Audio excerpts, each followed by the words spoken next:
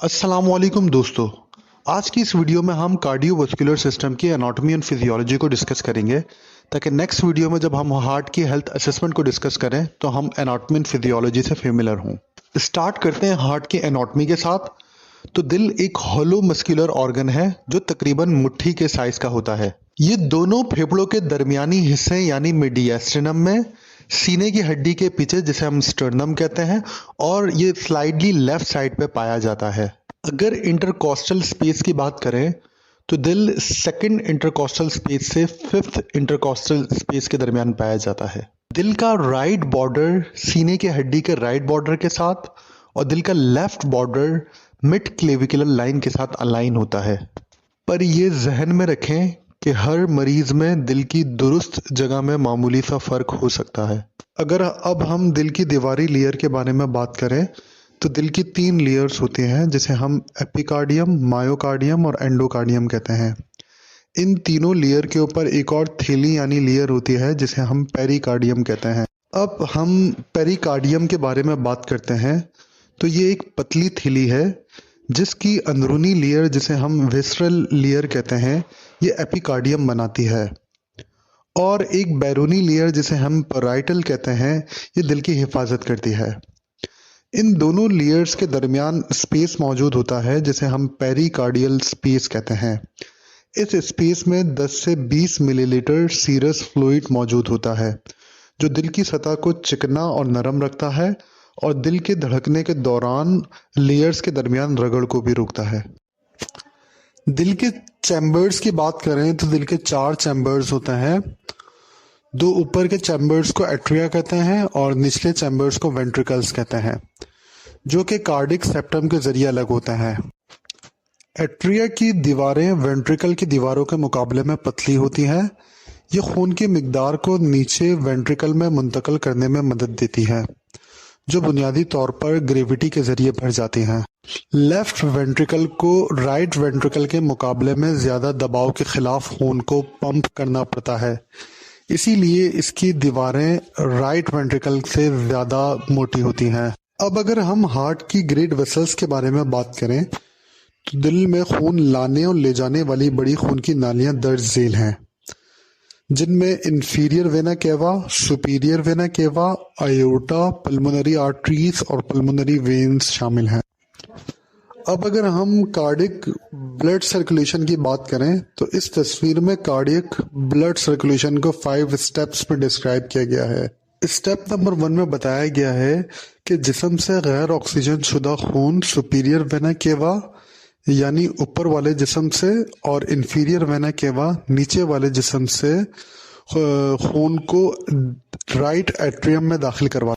Step number 2 में बताया गया है कि राइट एट्रियम खून को ट्राइकस्पिड वेल्व के जरिए राइट वेंट्रिकल में मुंतकिल करवाता है। और स्टेप नंबर 3 में बताया गया है कि राइट वेंट्रिकल खून को पल्मोनरी वेल्व के जरिए पल्मोनरी आर्टरी में धकेलता है, जो खून को ऑक्सीजन हासिल करने के लिए फेफड़ों तक ले जाती है। स्टेप नंबर 4 में बताया गया है कि फेफड़ों में ऑक्सीजन लेने के बाद खून पल्मोनरी वेन्स के जरिए वापस दिल में आता है और लेफ्ट एट्रियम में दाखिल होता है। स्टेप नंबर 5 में बताया गया है कि लेफ्ट एट्रियम माइट्रल वेल्व के जरिए खून को लेफ्ट वेंट्रिकल में मुंतकिल करता है और लेफ्ट वेंट्रिकल आयोटिक वेल्व के जरिए खून को आयोटा में धकेलता है, जहां से ये पूरे जिस्म में गर्दिश करता है। ये अमल मुस्तकिल तौर पर जारी रहता है ताकि जिस्म को ऑक्सीजन और ग़िज़ाई अज्जा फराहम किए जा सकें। अब अगर हम वेल्व की बात करें तो दिल में मौजूद वेल्व खून को सिर्फ एक ही सिम्त में बहने में मदद देते हैं। सेहतमंद वेल्व खुद ब खुद खुलते और बंद होते हैं जब दिल के 4 चैम्बर्स में दबाव तब्दील होता है। अगर दिल के वेल्व की लोकेशंस की बात करें तो एट्रिया और वेंट्रिकल के दरमियान मौजूद वेल्व को एट्रियो वेंट्रिकुलर वेल्व कहा जाता है। इनमें शामिल ट्राइकस्पिड वेल्व दिल के राइट साइड पर और माइट्रल वेल्व दिल के लेफ्ट साइड पर पाया जाता है। इसके अलावा पल्मोनरी वेल्व राइट वेंट्रिकल और पल्मोनरी आर्टरी के दरमियान होता है और आयोटिक वेल्व आयोटा और लेफ्ट वेंट्रिकल के दरमियान होता है। इन दोनों वेल्व को हम सेमी ल्यूनर वेल्व कहते हैं।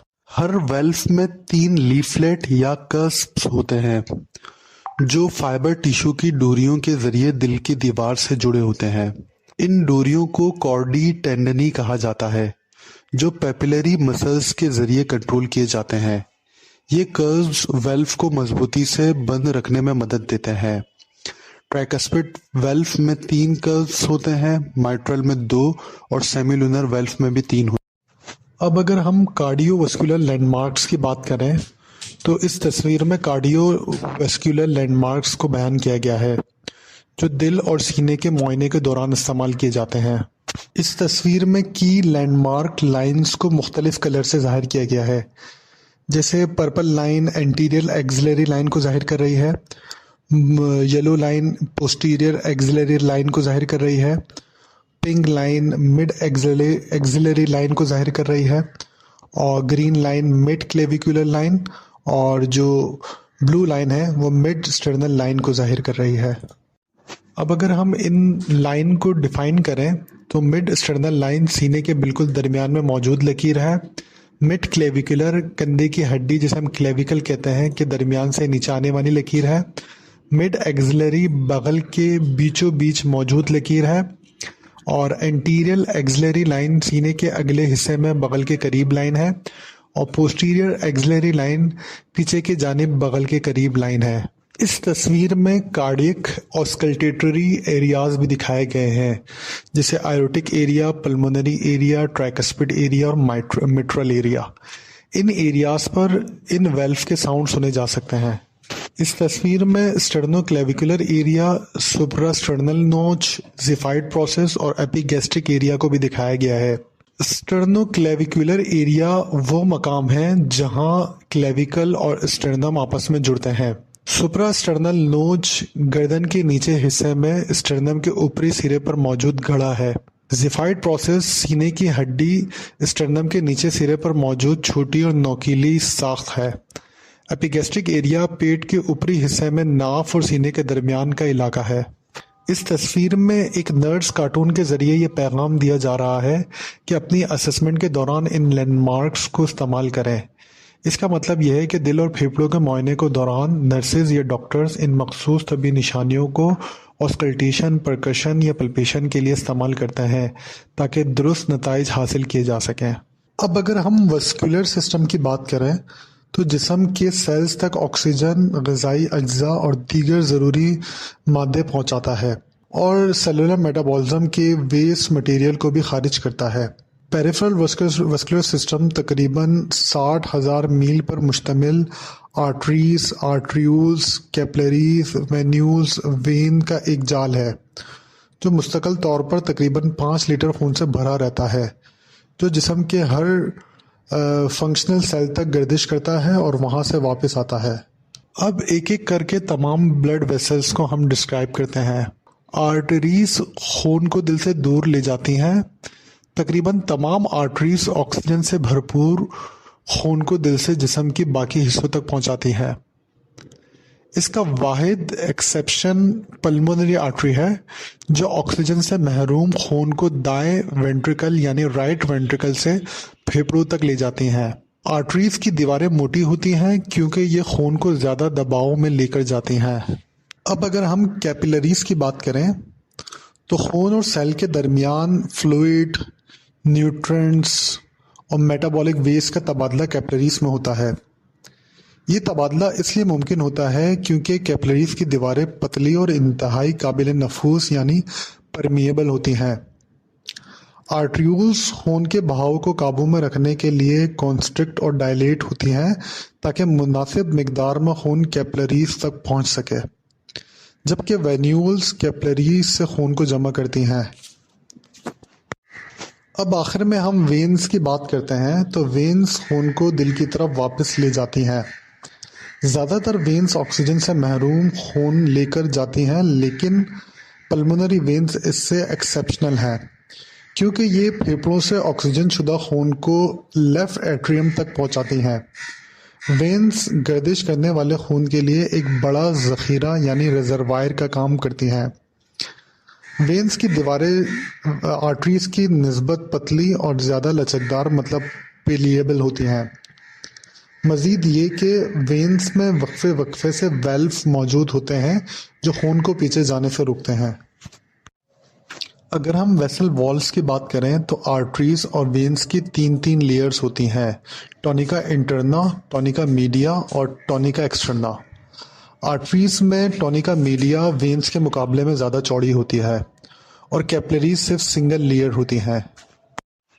اب ہم دل کی فزیولوجی کے بارے میں بات کرتے ہیں تو دل کے سکڑنے اور پھیلنے کا عمل ایک مخصوص ترتیب میں ہوتا ہے جسے کارڈک سائیکل کہا جاتا ہے۔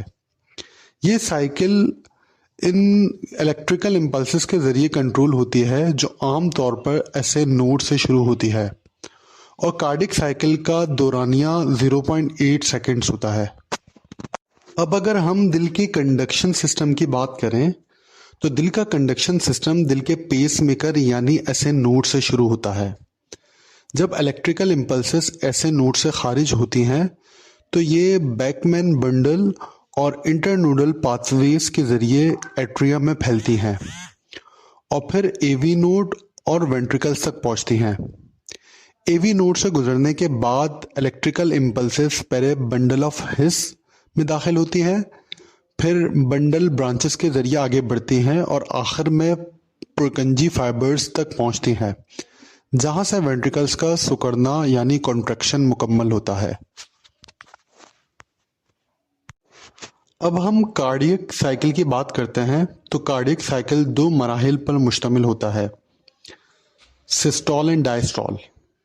سسٹول یہ وہ مرحلہ ہے جب دل سکڑتا ہے یعنی کانٹریکٹ ہوتا ہے اور خون کو جسم میں آگے بھیجتا ہے۔ ڈائسٹول یہ وہ مرحلہ ہے جب دل آرام کرتا ہے یعنی ریلیکس ہوتا ہے اور خون سے بھر جاتا ہے۔ اب اگر ہم ایٹریل اور وینٹریکولر سسٹول دونوں کو الگ الگ کر کے بیان کریں تو ایٹریل سسٹول وہ مرحلہ ہے جب ایٹریا سکڑتے ہیں اور خون کو وینٹریکلز میں منتقل کرتے ہیں۔ جیسی وینٹریکلز میں دباؤ یعنی پریشر بڑھتا ہے تو مائٹرل اور ٹرائکسپڈ ویلف دونوں بند ہو جاتے ہیں، جس سے پہلا دل کی دھڑکن کا آواز یعنی فرسٹ ہارٹ ساؤنڈ جنریٹ ہوتا ہے، جسے ہم S1 ساؤنڈ کہتے ہیں۔ اب ہم وینٹریکولر سسٹول کی بات کریں تو ایٹریل سسٹول کے فوراً بعد وینٹریکل سکڑتے ہیں اور خون کو پھیپھڑوں اور باقی جسم یعنی ریسٹ آف دا باڈی کی طرف خارج کرتے ہیں۔ وینٹریکلز کے سکڑنے کے اختتام پر آئیروٹک اور پلمونری ویلف بند ہو جاتے ہیں، جس سے دل کی دوسری دھڑکن کی آواز جنریٹ ہوتی ہے، جسے ہم S2 ساؤنڈ کہتے ہیں۔ اب اگر ہم آرٹیریل پلسز کی بات کریں تو آرٹیریل پلسز دراصل خون کی پریشر ویوز ہوتی ہیں جو دل کی پمپنگ ایکشن کے ذریعے پیدا ہوتی ہے۔ آرٹیریل سسٹم کی تمام خون کی نالیاں یعنی ویسلز ان دھڑکنوں کو محسوس کرتی ہیں، لیکن یہ صرف وہاں محسوس کی جا سکتی ہے جہاں کوئی آرٹری جلد کے قریب ہو۔ آپ درج ذیل پیریفرل پلسز کو محسوس کر سکتے ہیں، جیسے کہ temporal, carotid, brachial, radial, ulnar, femoral, popliteal, posterior tibial, dorsal pedis. آخر میں کارڈک سسٹم سے ریلیٹڈ کچھ ٹرمینالوجیز کو ڈسکس کرتے ہیں۔ تو سب سے پہلے کارڈک آؤٹ پٹ کی بات کرتے ہیں۔ کارڈک آؤٹ پٹ وہ خون کی مقدار ہے جو لیفٹ یا رائٹ وینٹریکل سے آئیوٹا یا پلمونری ٹرنک میں 1 منٹ میں بلڈ خارج ہوتا ہے۔ جب ہارٹ ریٹ کو اسٹروک والیوم سے ضرب دیں تو کارڈک آؤٹ پٹ کیلکولیٹ کیا جاتا ہے۔ 1 منٹ میں دل جتنی بار دھڑکتا ہے اسے ہارٹ ریٹ کہتے ہیں، اور دل کی ایک دھڑکن پر دل میں سے جتنا اماؤنٹ آف بلڈ نکلتا ہے اسے اسٹروک والیوم کہتے ہیں۔ 3 عوامل اسٹروک والیوم کو کنٹرول کرتے ہیں اور اس بات کو یقینی بناتے ہیں کہ لیفٹ اور رائٹ وینٹریکل برابر مقدار میں خون پمپ کریں۔ یہ 3 عوامل پری لوڈ، کنٹریکٹیلیٹی اور آفٹر لوڈ ہے۔ ایک ایک کر کے ان تینوں کو بیان کرتے ہیں۔ تو پری لوڈ دل کے سکڑنے سے پہلے دل کی دیواروں پر پڑنے والا کھچاؤ یعنی اسٹریچ کی مقدار ہے۔ کنٹریکٹیلیٹی وینٹریکل کے انفرادی پٹوں کے ریشے یعنی مسل فائبرز کے سکڑنے کی طاقت کو کنٹریکٹیلیٹی کہتے ہیں۔ آخر میں آفٹر لوڈ وہ دباؤ ہے جسے وینٹریکل سے خون نکلنے سے پہلے عبور کرنا ضروری ہوتا ہے۔